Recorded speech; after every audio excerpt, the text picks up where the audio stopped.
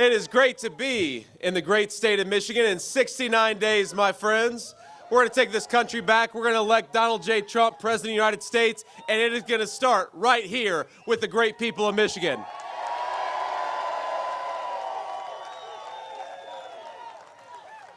Now, last week, the biggest heist in American history happened right under Kamala Harris's nose. Somebody stole 818,000 jobs that she and Tim Walz have been bragging about. Y'all see that? Where'd they go? Now, you may not have heard this because our friends in the back, the media, doesn't like to talk about it, but what really happened is this. The Harris administration had to admit that more than a quarter of all the jobs that had supposedly been created last year were actually fake. They never existed. It was the biggest revision to the job numbers since the financial crisis back in 2008, 2009. In other words, what it means is they are cooking the books to hide how bad the economy really is under Kamala Harris. I promise you this, on November 5th, there is one job that is definitely going to vanish, and that is when we tell Kamala Harris, you are fired, and send her back to San Francisco.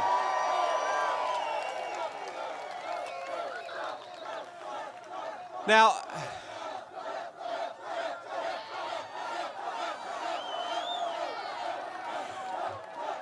y'all are fired up, and it's hot out here. Kamala Harris, she needs a rock star to get a crowd like this. We just come out here because we're patriots and we want to save this country.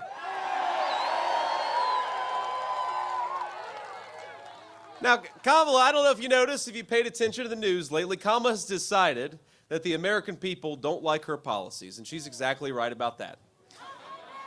Just take one, immigration. Kamala Harris, remember, she suspended deportations on day one. She stopped Donald Trump's Remain in Mexico policy. That was on day one, and that's why we have a wide open southern border. But I read a story this morning that her advisors are considering just copying all of Donald Trump's policies. They're more popular. In fact, I've heard that for her debate in just a couple of weeks, she's going to put on a Navy suit, a long red tie, and adopt the slogan, "Make America Great Again." I think that's what...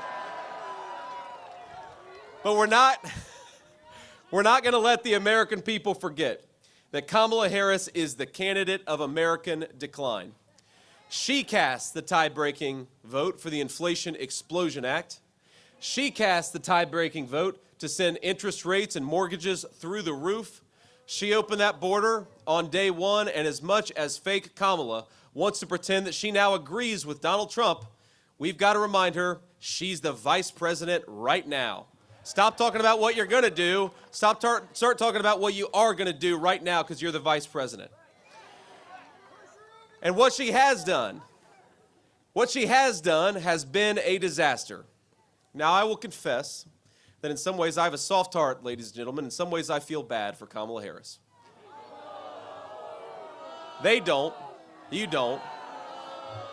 But I'm not sure that this is a woman who knows what she actually believes. She is, if you think about it, she's just a cog in the wheel of a very corrupt system.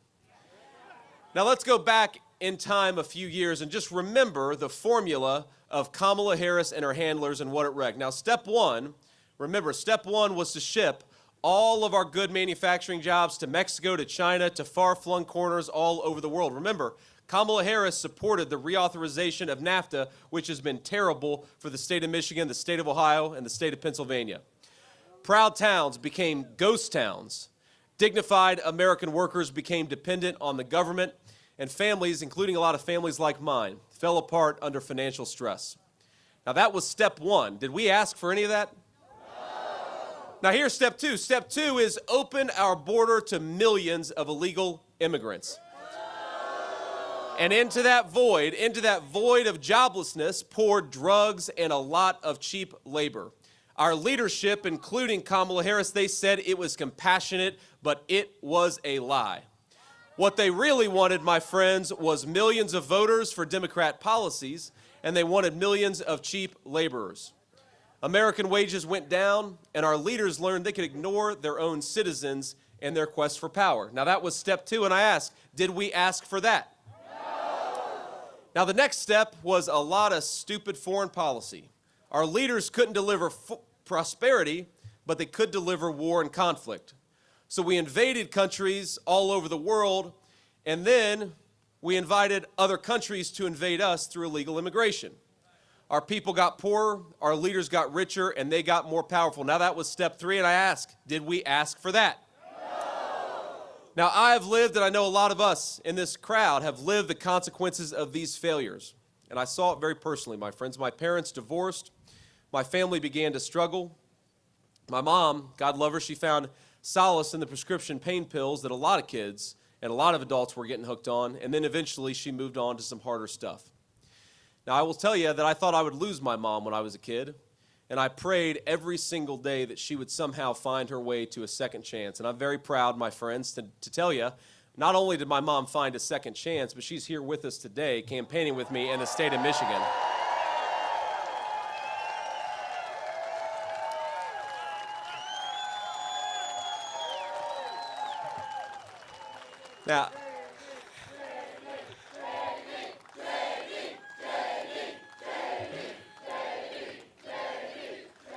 Now she is, I will say, the best grandmother that my kids could ask for. They are 7, 4, and 2. Spoils them a little bit too much, Mom. No more Pokemon cards in front of 1,000 people. No more Pokemon cards. The kids have got enough. But I know that a lot of Americans prayed for that second chance, and thank God we got it. But a lot of Americans prayed for other things. They prayed for good jobs. They prayed for their towns to have prosperity. They prayed for their parents to overcome the scourge of addiction, and in 2016, a lot of those prayers were answered, my friends, weren't they? After a generation of Americans being ignored by their leaders, Americans spoke with a unified voice, and you know what they said? They said, no more bullshit, and they sent Donald J. Trump to the White House.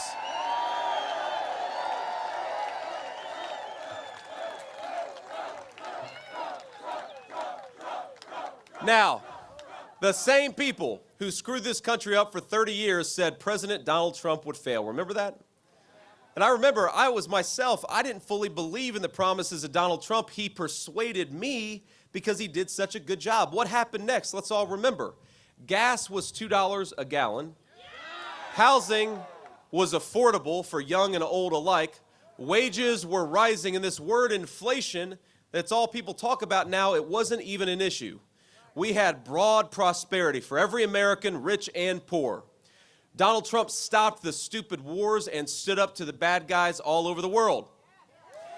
He recognized what our failed leadership didn't, that weakness invites American boys and girls to wars that they shouldn't have to fight. American strength promotes peace, and we had a hell of a lot of peace when Donald J. Trump was the President of the United States.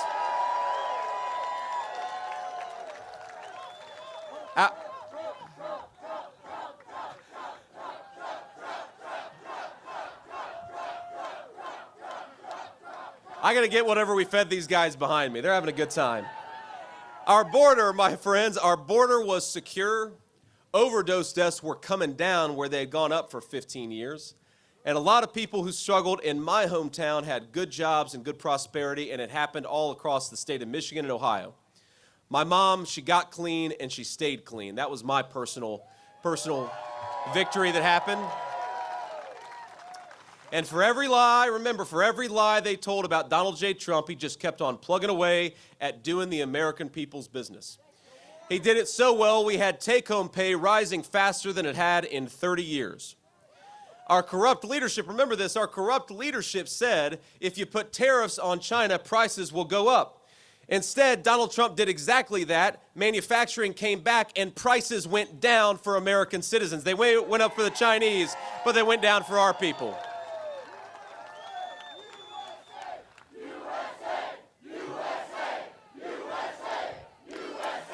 Because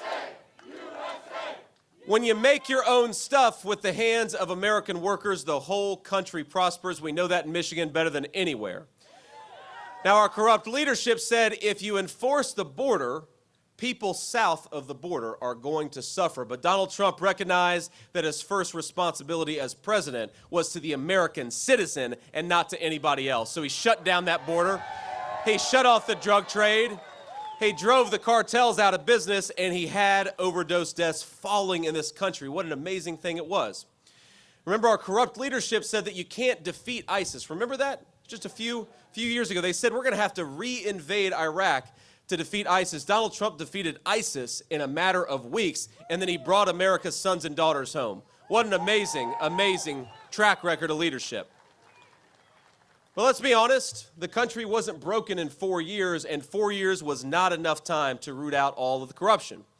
So while Americans were getting richer, a lot of bureaucrats and globalists were getting poorer. That was the story of Trump's term.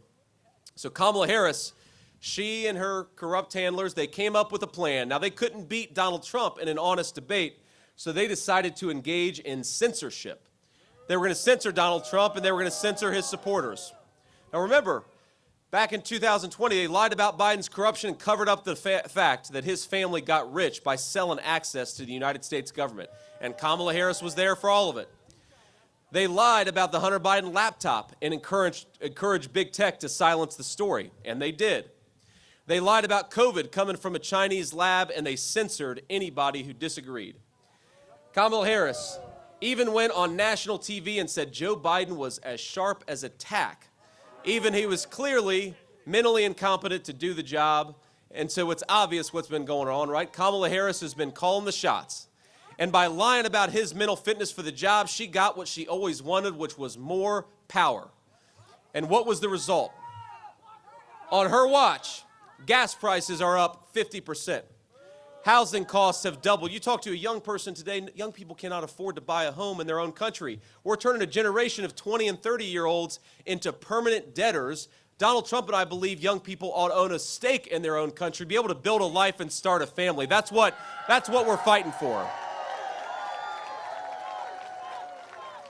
Grocery prices. Grocery prices under Kamala Harris are up 21%, and I think that undercounts it. A record number of Americans are working multiple jobs. The housing market is as unaffordable as it has ever been. And the average new car costs nearly $50,000. Americans, this is heartbreaking. We now owe more than $1 trillion in credit card debt, a record high at a time when interest rates are going up and up. That's not all she did, my friends.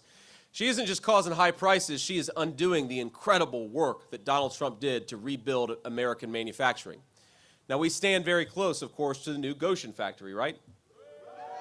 That's right.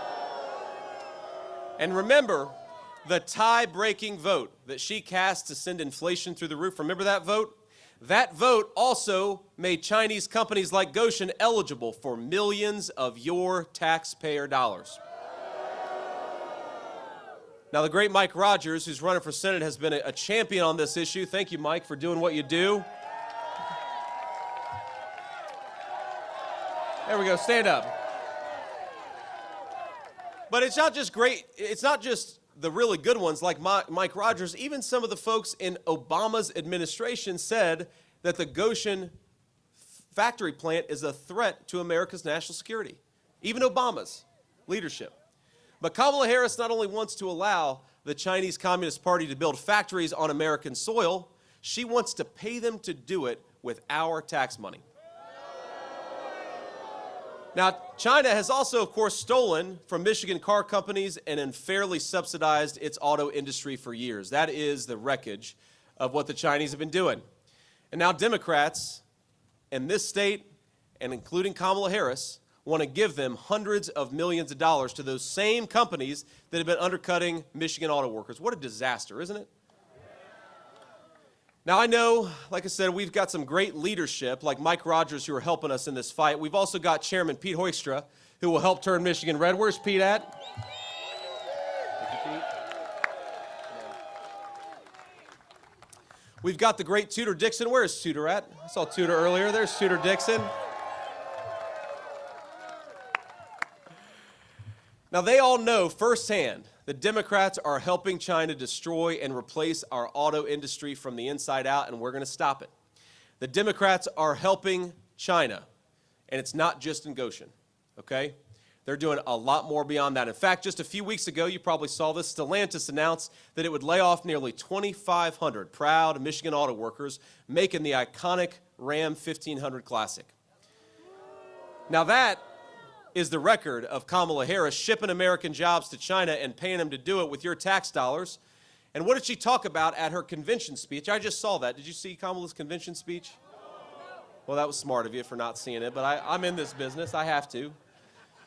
Now, Kamala Harris said, "When we fight, we win." This is one of her favorite taglines.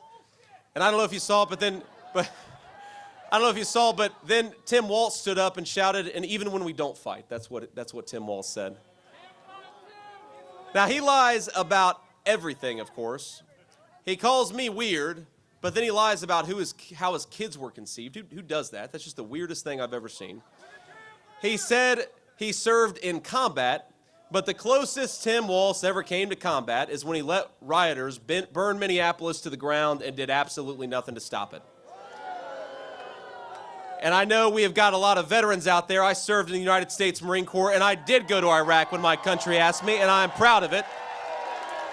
And I know a lot of veterans who take offense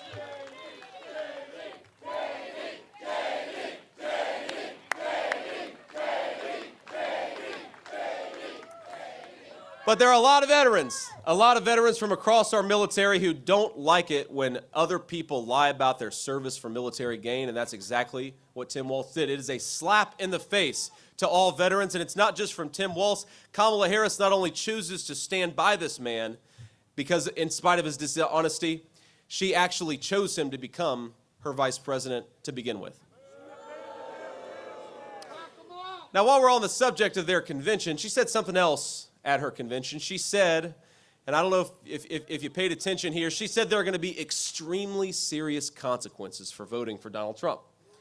Now, Kamala, I've got two responses to that. First of all, that is not a very presidential thing to say. Is she the vice president or the vice principal, warning about very serious consequences, whining at people for telling a joke instead of trying to persuade them that she deserves to be their president? I'm sick of people like that.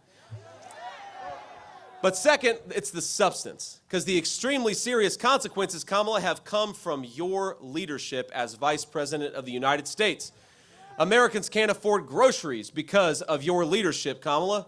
Young people can't afford homes because of the policies that you have enacted as Vice President. Now, the only serious consequence in November that I'm worried about is giving Kamala Harris a disastrous promotion. Let's say to Kamala Harris, "You are fired. We are not sending you to the Oval Office."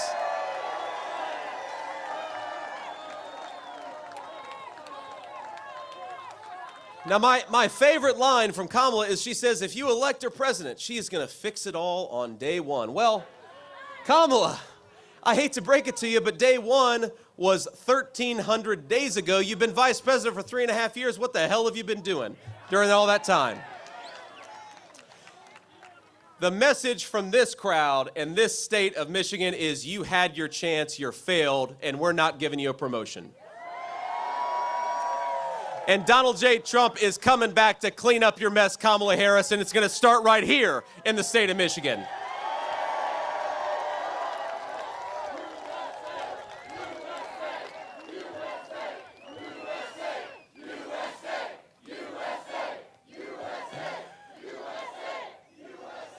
Now, Kamala Harris has run her entire campaign on the idea that she's joyful.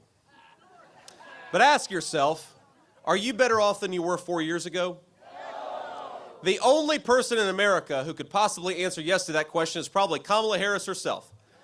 She went from getting no votes for president and having to drop out to getting no votes for president and becoming the Democrat nominee, all without lifting a finger. No wonder Kamala's joyful. Now, never mind the fact that Americans can't afford groceries. Kamala got her promotion. Never mind that our fellow citizens can't afford their rent because Kamala, she's having fun. And never mind that Kamala Harris is on the cusp of running us into World War III. Kamala will laugh all the way to the bank while her donors get rich, and we know it's not going to be her family sacrificing to pick up the mess. But I got to tell you, as much as I am frustrated with Kamala Harris, I am so hopeful about the future of our country. We have the most beautiful country in the entire world, don't we?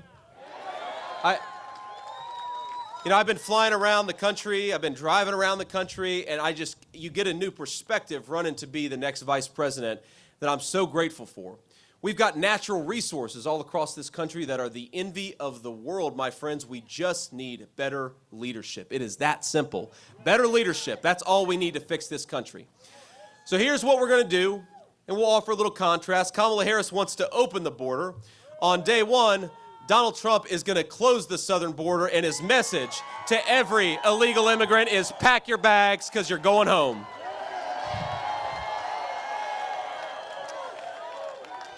Kamala Harris wants to bankrupt Medicare by giving it to illegal aliens. Donald Trump is going to fight to safeguard Medicare and all of our great programs so that it only goes to the American citizens who paid into it, not to illegal aliens who are going to bankrupt it. Now, Kamala Harris wants to shut down American energy and drive manufacturing out of this country. Donald Trump has a different idea. He is going to drill, baby, drill. We're going to unleash American workers and bring back those great factories. Kamala Harris wants to reward companies that ship American jobs overseas, and she wants to raise taxes on American workers.